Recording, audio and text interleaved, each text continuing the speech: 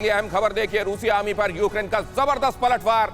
Ukraine ने रूस को के फाइटर जेट को मार गिराया। यूक्रेन का दावा, रूस के फाइटर जेट को हमने किया तबाह।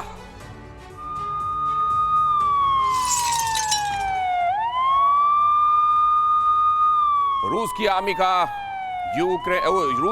पर यूक्रेन का पलटवार। रूस के फाइटर जेट को यूक्रेन ने मार गिराया और इस वक्त आप यह अहम खबर देख रहे हैं और एक के बाद एक उन्होंने कई जेट्स और अटैक हेलीकॉप्टर्स को मार गिराने का दावा किया है।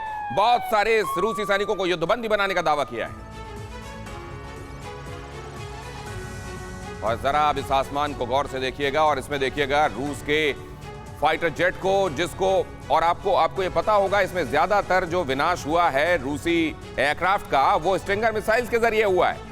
और यहां पर भी इसी तरह की एक स्ट्रिंगर मिसाइल, कंधे से फायर की जाने वाली एक ऐसी मिसाइल जो एयरक्राफ्ट की गर्मी को भांपती हुई वहां जाकर उसको अपनी जद में ले लेती है। अब यह अहम खबर देखिए, यूक्रेन की राजधानी कीव पर चौतरफा हमला बोला जा रहा है। कीव के एक अपार्टमेंट पर जोरदार हमला हुआ। कीव में रूसी मिसाइलें तैनात हैं और कीव में रूसी मिसाइलें आग बरपा रही हैं। बहुत सारे टैंक्स वहां पहुंच गए हैं, शेल्स गिराए जा रहे हैं और साथ में आ रही हैं मिसाइल्स भी।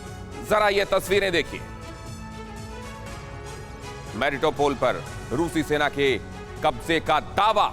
मैरिटोपोल के पुलिस स्टेशन पर रूसी फौज तैनात। यहां के पुलिस स्टेशन पर रूस ने अपना झंडा भी फहरा दिया है। जंग में रूस के 3500 जवान मारे गए हैं, यह यूक्रेन का दावा है।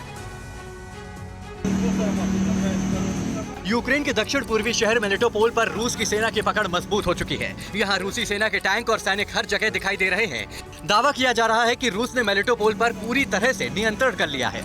यूक्रेन के मेलिटोपोल पर रूस के इस ऑपरेशन से जुड़ी एक और तस्वीर सामने आई है, जिसमें मेलिटोपोल के पुलिस स्टेशन पर रूस की फौज तैनात कर दी गई है। यहाँ रूसी फौज ने मेलिटोपोल में अपना झंडा फहरा दिया है।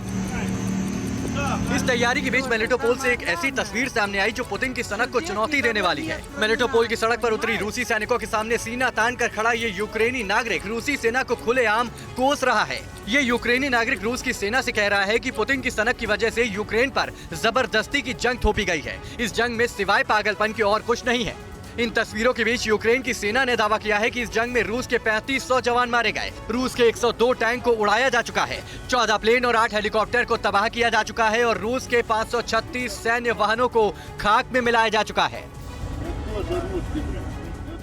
और अब ये अहम खबर देखिए, लुहांस्क में यूक्रेनी सेना का जोरदार हमला। स्टारोबेस्क इलाके में रॉकेट लॉन्चर से हमला बोला गया है। कई घर जलकर खाक हो गए हैं। रूस का दावा, लुहांस्क के ग्रामीण इलाके पर कब्जा किया गया। ब्लैक सी में तैनात यूक्रेनी गार्ड का रूस के सामने सरेंडर।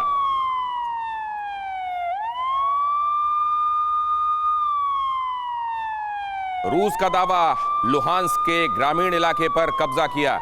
ये तो बात सच है कि डोनबास के लगभग सारे इलाके पर रूस अब लगभग अपना वर्चस्व कायम करता जा रहा है, लेकिन अब मुख्य चुनौती उसके सामने बची हुई है कीव पर कब्जा करने की और उसे कंट्रोल करने की।